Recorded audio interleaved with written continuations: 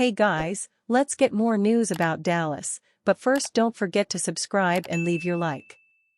Dallas Cowboys secure late-round steal to 4-year deal. The Dallas Cowboys running back tandem will look completely different in 2025 after overhauling the position. The front office brought in two players facing downward career trajectories, Miles Sanders and Javonte Williams, both looking to compete for the starting job. On top of that, the Cowboys selected two on day 3 of the 2025 NFL Draft, including a speedy one from the SEC. The Dallas Cowboys selected former Texas Longhorns Jaden Blue 149th overall in the 5th round. Blue is considered a late-round steal and a possible day 1 starter because of his agility, ability to change direction, receiving ability, and blazing speed. He finished with the second fastest 40-yard dash by an RB at the 2025 Scouting Combine, at 4.38 seconds, as well as a jaw-dropping 4.28 and 4.29 at Texas's Pro Day. After a limited role on offense in his first 2 seasons, Jaden Blue initially took over as the starter during the 2024 season. However, an ankle injury and the emergence of Trey Wisner caused him to lose the starting gig, but he put up solid numbers. Blue finished his junior year rushing for 730 yards on 134 carries and 8 touchdowns, along with 42 receptions for 368 yards and 6 touchdowns in 15 games and 5 starts. According to Todd Archer, the Dallas Cowboys have signed Jaden Blue to a rookie contract.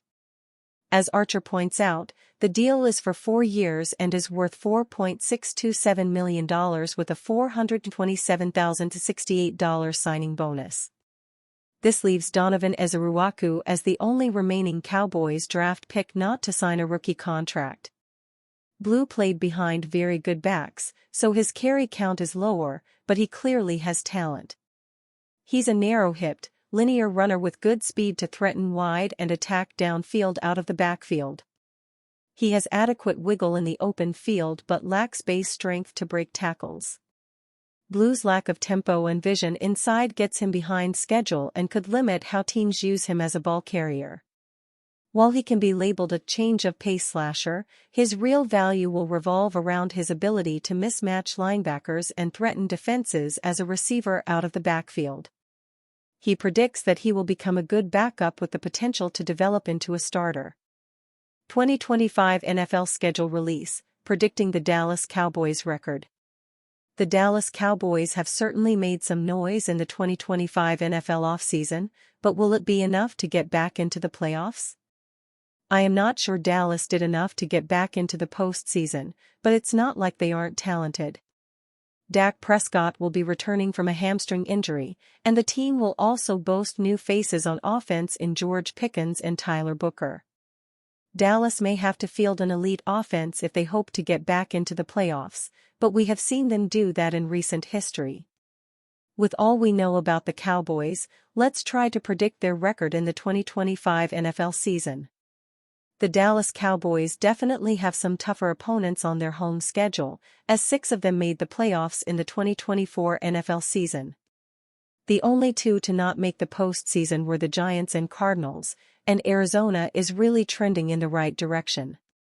It is a bit difficult to get a gauge right now on how good Dallas will be at home, but they do tend to play quite well. All 3 divisional games might end up being quite close, but I don't think they'll eke out victories against the Eagles or Commanders. A win against the Giants feels likely, and I could also see wins against the Vikings and Cardinals as well. The Vikings are starting a de facto rookie QB in J.J. McCarthy, and the Cowboys do have a QB advantage against the Arizona Cardinals, but it is hard to envision them winning many more of their home games in 2025. Dak Prescott, Dallas Cowboys quarterback, was recently blamed by NFL analyst Chris Sims for the team's poor performance. In his recent appearance on the Up and Adams show, Sims questions Prescott's potential, especially with his contract being one of the highest paid in the NFL today. Sims remarked that Prescott is definitely not worth all the money he is being paid by the Cowboys. Prescott has been with the Dallas Cowboys since 2016 and even managed to win the NFL Offensive Rookie of the Year title in his first year with the team. In his previous season with the Cowboys, Prescott's stats were dismal as a result of a season-ending hamstring injury. But even in his prime, the quarterback's performance was continually questioned by numerous NFL analysts like Sims.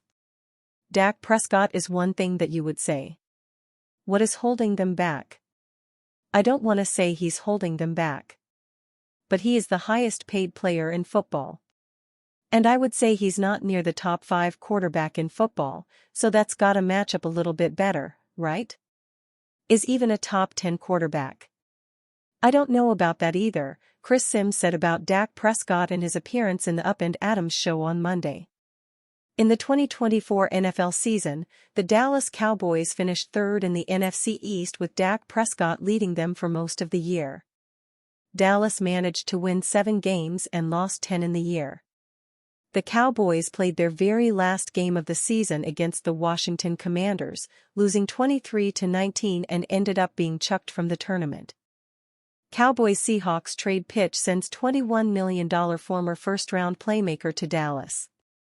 The Dallas Cowboys just pulled off a blockbuster trade, as the team sent a 2026 third-round pick to the Pittsburgh Steelers for wide receiver George Pickens.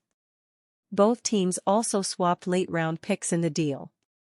Though acquiring Pickens to pair with CeeDee Lamb will greatly help quarterback Dak Prescott, Last Word on Sports' Anthony Palacios believes the Cowboys should add another playmaker by trading for Seattle Seahawks tight end Noah Fant.